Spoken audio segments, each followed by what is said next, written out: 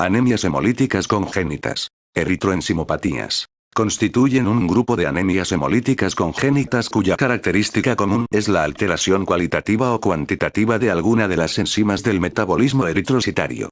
Se han descrito deficiencias congénitas de prácticamente todas las enzimas del metabolismo eritrocitario.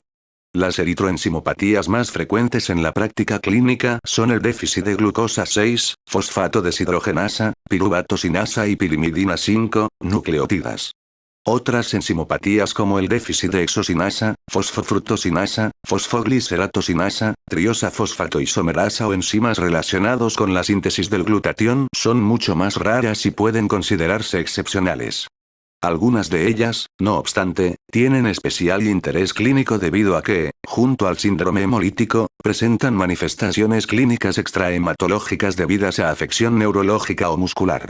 Déficit de glucosa 6, fosfato deshidrogenasa. Etiología, epidemiología y patogenia. El déficit de glucosa 6, fosfato deshidrogenasa es la enzimopatía más frecuente en el ser humano y predomina en determinadas poblaciones y grupos étnicos como los de origen africano, asiático o mediterráneo. Su transmisión hereditaria va ligada al cromosoma X, de forma que mientras los varones son los que padecen la enfermedad, hemicigotos, las mujeres son generalmente portadoras asintomáticas, heterocigotas.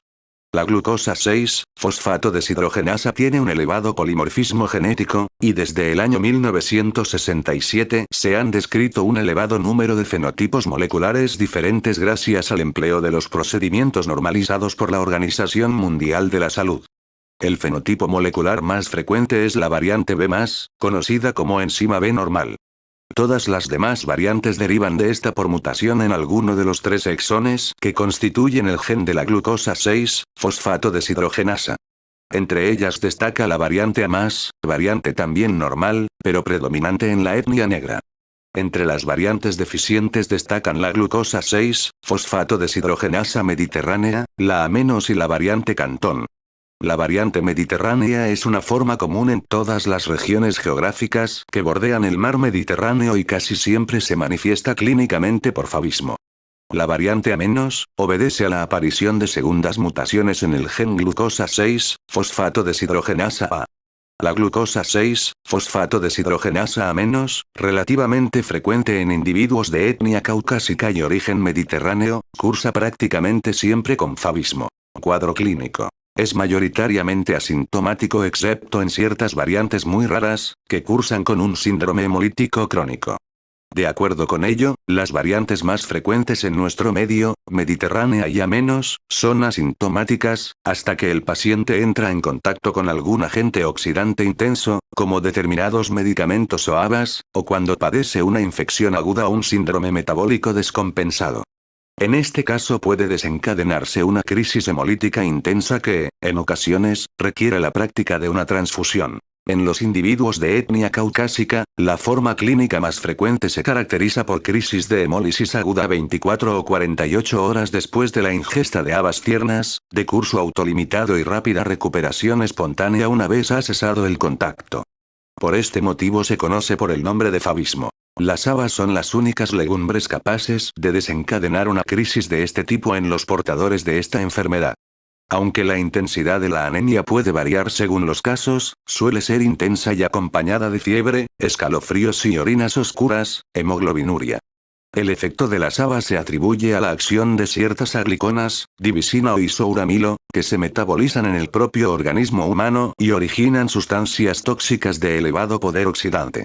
La variable expresividad del cuadro clínico, así como del efecto de las habas sobre un mismo individuo, puede explicarse por el diferente contenido en agliconas de las habas crudas y por el efecto que puede tener la acción del calor o el proceso de preparación del alimento. Diagnóstico. Ante una anemia de aparición aguda y acompañada de orinas oscuras, hay que pensar siempre en un posible déficit enzimático. Por ello, debe indagarse en primer lugar el antecedente de ingesta de habas o de fármacos oxidantes, ácido acetilsalicílico y sulfamidas, principalmente.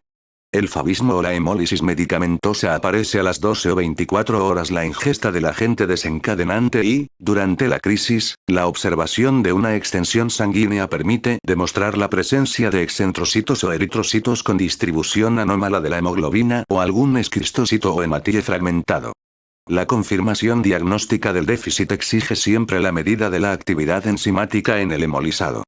En general, la actividad en varones hemicigotos y mujeres homocigotos es prácticamente cero, excepto cuando existe una intensa reticulocitosis. Tratamiento. Es siempre preventivo y consiste en evitar en lo posible el contacto con las sustancias que pueden desencadenar la crisis hemolítica.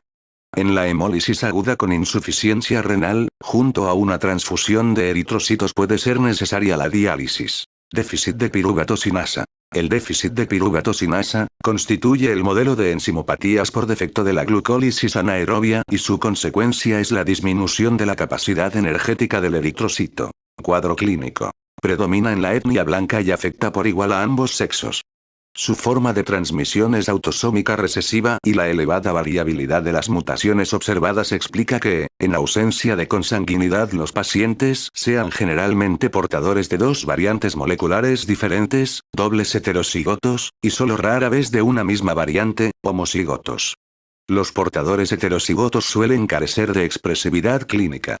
La mayoría de los casos se diagnostican en la infancia o durante los primeros años de vida y la intensidad de las manifestaciones clínicas es muy variable, anemia leve o moderada o hemólisis crónica intensa de inicio neonatal. Diagnóstico. El déficit de pirugatosinasa cursa con un síndrome hemolítico de intensidad variable e intensa reticulocitosis por lo que suele observarse macrocitosis. Las alteraciones morfológicas de los eritrocitos son inespecíficas, a excepción de algunos casos en los que pueden observarse equinocitos, lo que facilita la orientación diagnóstica. La demostración del déficit enzimático exige la medida de la actividad pirugatosinasa en el hemolizado, para lo cual debe procurarse eliminar bien los leucocitos, ya que estos presentan una actividad pirugatosinasa normal. La PK leucocitaria es codificada por un gen diferente al de la PK eritrocitaria. La reticulocitosis explica que la actividad PK siempre se halle algo por encima de la que correspondería a los eritrocitos maduros, lo que puede enmascarar un déficit. Por ello, en pacientes con anemia, reticulocitosis y actividad PK dentro de los límites inferiores de la normalidad es muy conveniente calcular el llamado cociente entre las actividades pirugatosinasa y exosinasa ya que suele hallarse disminuido. Los portadores heterocigotos del déficit pirugatosinasa presentan un 50% de actividad por lo que, cuando en un niño con anemia y reticulocitosis se sospecha un déficit de PK, el análisis de la enzima en ambos padres puede suministrar la clave diagnóstica al demostrar que son portadores heterocigotos del déficit. Mecanismo molecular. Hasta la actualidad se han descrito más de 120 mutaciones diferentes en el gen PK distribuidas por toda la geografía mundial. Muchas de ellas se han observado en Europa, donde se presentan marcadas diferencias entre regiones geográficas. Así, en el sur y las regiones mediterráneas la mutación más frecuente es un cambio de citosina por timina en el nucleótido 1456, mientras que en el centro y norte, la más frecuente es un cambio de guanina por adenina en el nucleótido 1529. Tratamiento. El déficit de pirugatosinasa carece de tratamiento y la única alternativa en los casos de anemia grave es la esplenectomía cuya eficacia, aunque muy inferior a la que se observa en la E, permite incrementar la concentración de Hb en unos 150 gramos por litro, que muchas veces es suficiente para disminuir o cesar el requerimiento transfusional.